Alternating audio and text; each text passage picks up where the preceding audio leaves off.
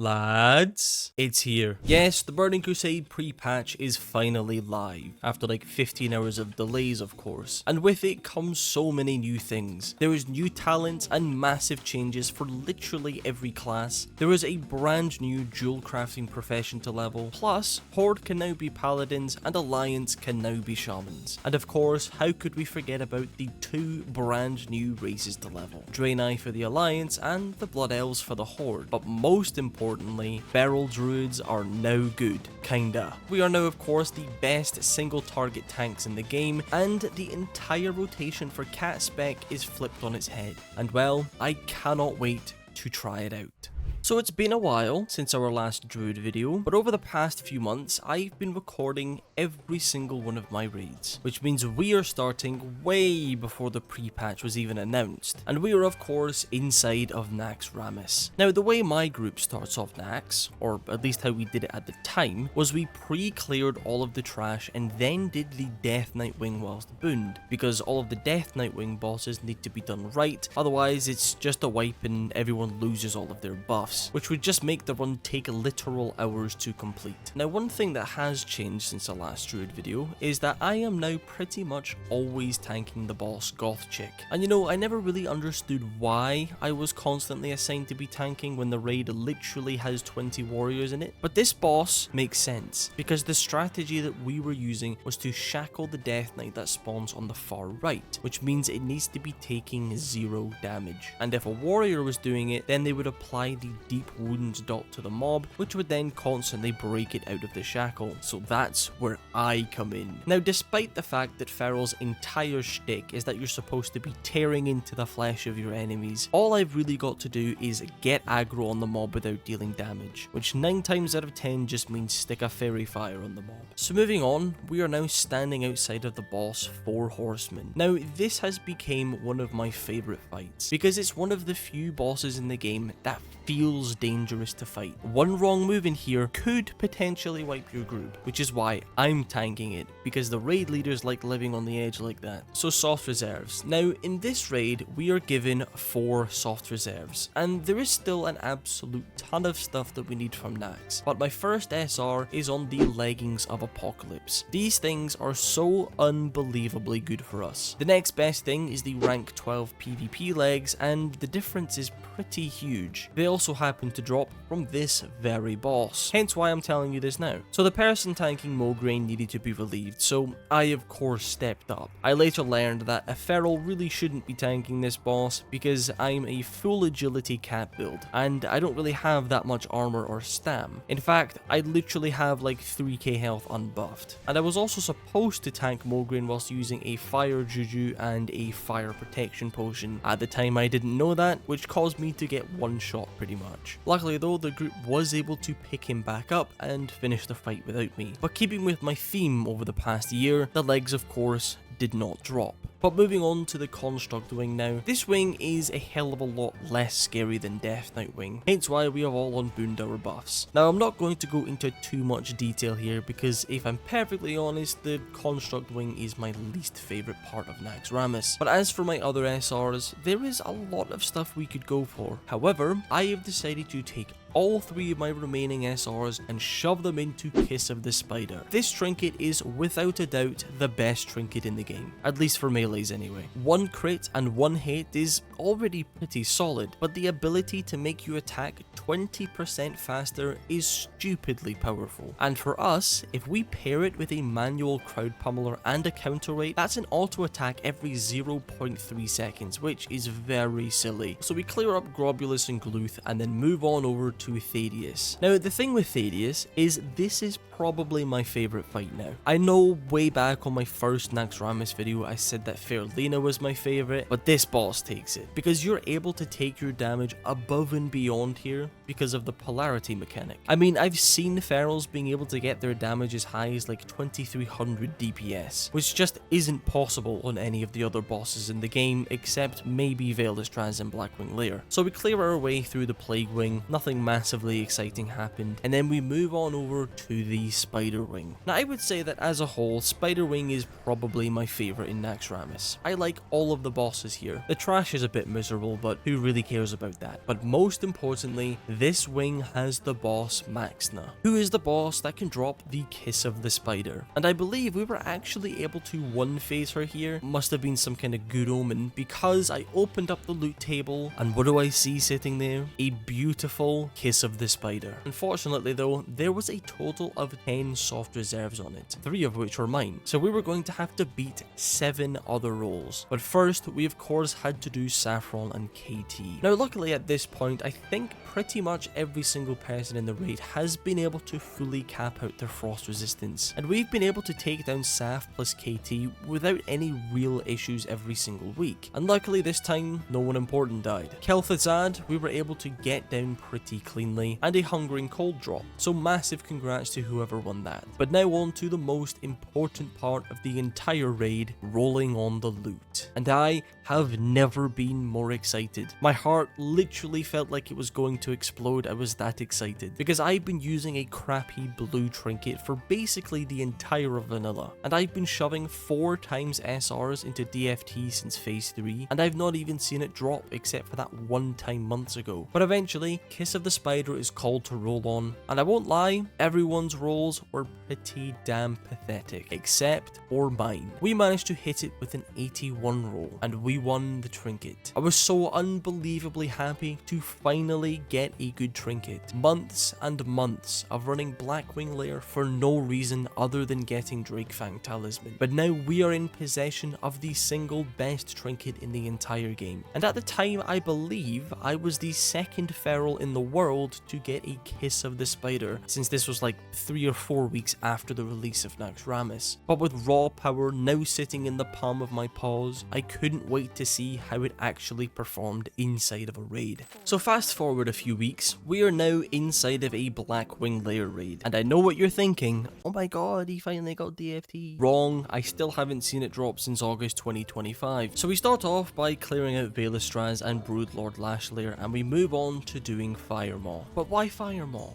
What is so interesting about this boss? There isn't any interesting loot from here or anything. Ladies and germs, what you are currently seeing is my first ever 100 parse, which, correct me if I'm wrong, meant I had a higher DPS on this boss than any other feral. I mean, I like parsing. Parsing just adds something else to grind for whilst raiding, and over the past few months, I've been trying my best to get all 99s and whatever. And I never even realized that I was capable of doing 100 parses. And going back 7 months, I uploaded a video titled, I will become the best feral druid. And you know what? I wasn't actually serious. Past this exact point, I made it my serious goal to get rank 1 in one of the raids. I didn't really care which one. I just thought that that would be an awesome way to say goodbye to my first year of vanilla WoW. So moving on to Ebon Rock now, this is the boss that can drop Drakefang Talisman. No, it didn't drop, so why am I showing it to you? Ladies and germs, what you are currently seeing is my second ever 100 parse. I mean, 2 in one night. Something had clicked in my head. I knew that this was a real possibility of getting rank 1. Unfortunately though, we finished up BWL, and yes, I managed to get 99 on most of the other bosses, but there was no more 100s. However, we then moved down to Molten Core,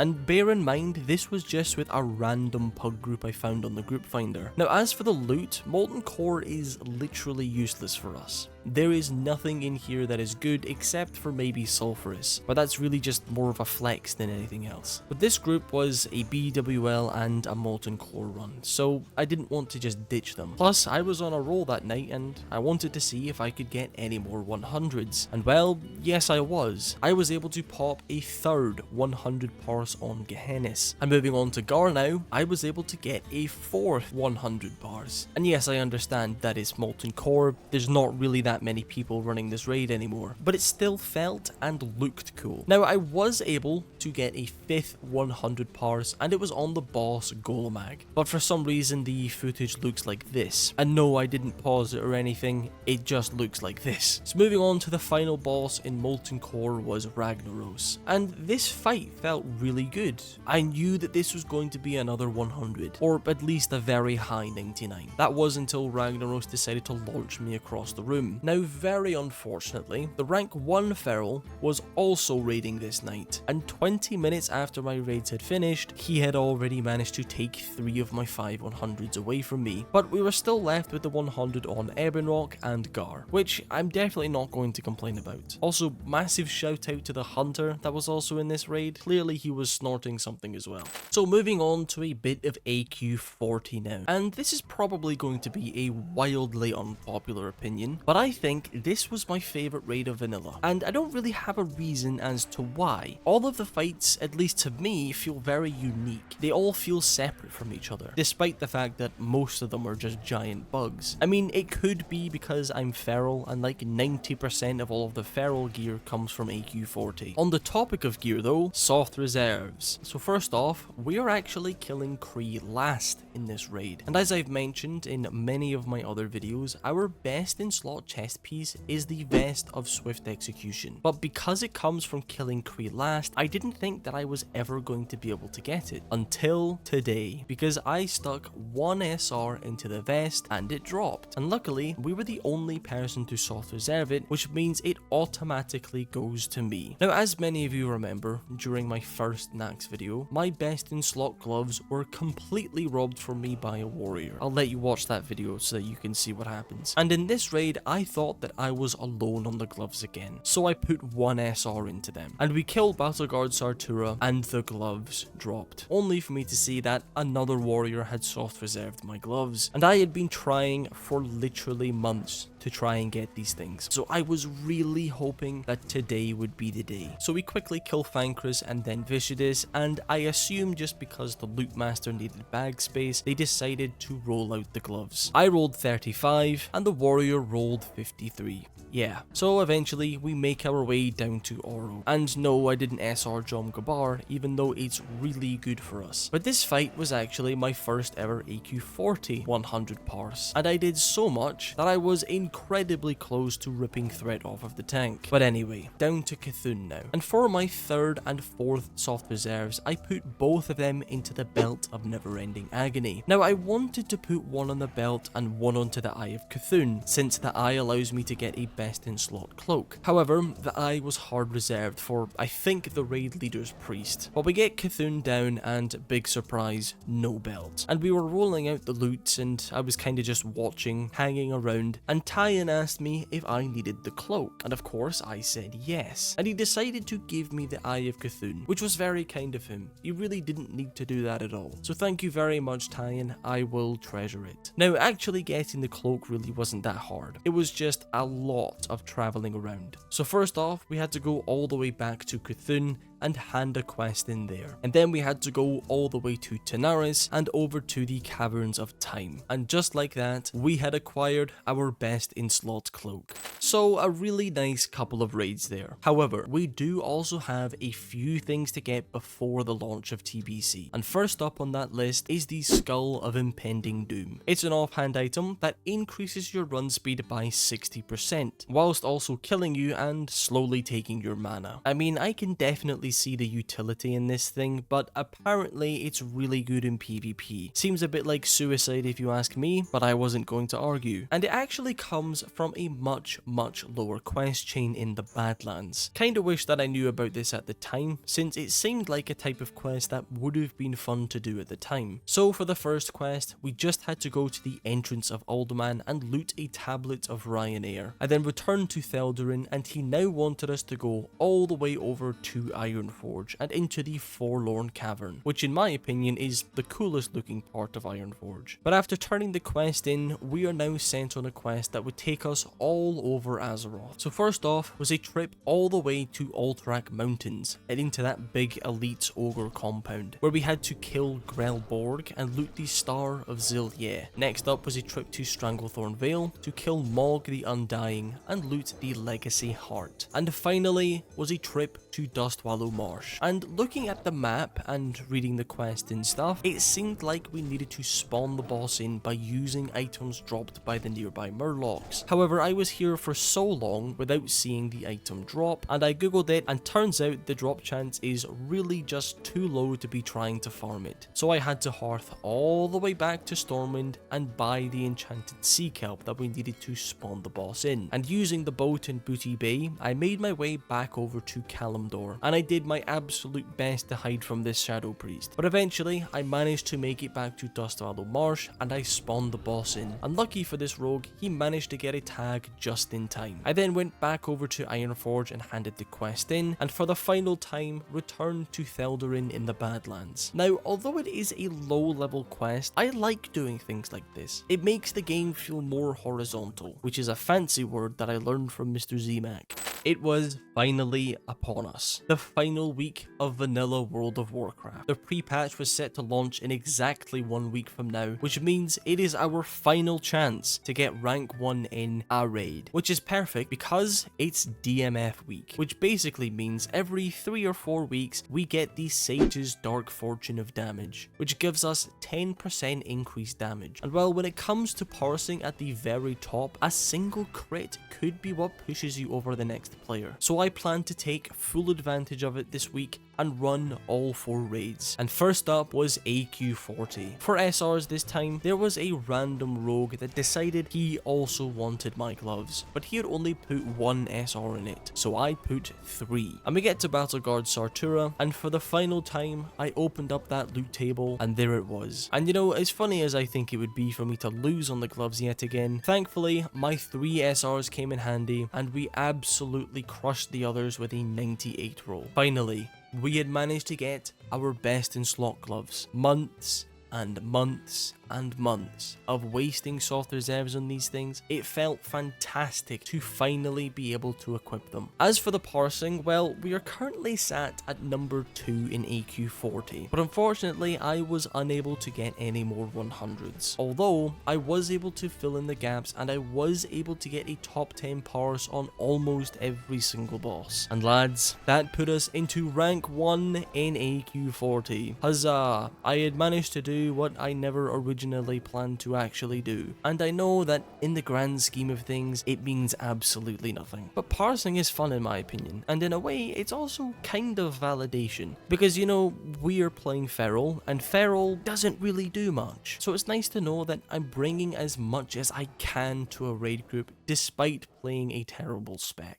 So yes, in case you're wondering, I did in fact go into Naxxramas for one final ID before the pre-patch. And I'll be totally honest, absolutely nothing happened. We basically cleared it, got terrible loot, and then went about our night. Now, the one thing that I wish I had done was running more Naxxramas, because I feel like I didn't do it that much. I definitely missed more Nax IDs than I actually raided. And before this raid, we were sitting at somewhere around rank 80, so I made sure to take advantage of this last ID, and we finished, I think, rank 22. As for the last Blackwing Layer ID, that footage has apparently been evaporated from my computer, but in the end, we finished rank 3. But moving on to Molten Core now, we were currently sat at rank 2, and in order for us to get rank 1, all we actually needed to do was get a 99 on Ragnaros, because it was our only 98 in that raid. Do you ever join a pug raid and just have a bad feeling? That's what this was, because I don't know why, but I kept ripping threat from the tank, and yes, I had Blessing of Salvation, but the only boss I really needed was Ragnaros, so I clutched my pummelers and I prayed, but unfortunately, I ripped threat and basically got one shot. And granted, I think I maybe could have waited a couple more seconds before starting to DPS, and I actually spoke to the raid leader and the main tank afterwards, and turns out it was his first time tanking a raid, and I respect him for having the balls to step up and offering to tank. And you know what, he was actually a really nice dude, and I told him don't worry about it, because to be honest, it really doesn't matter, does it?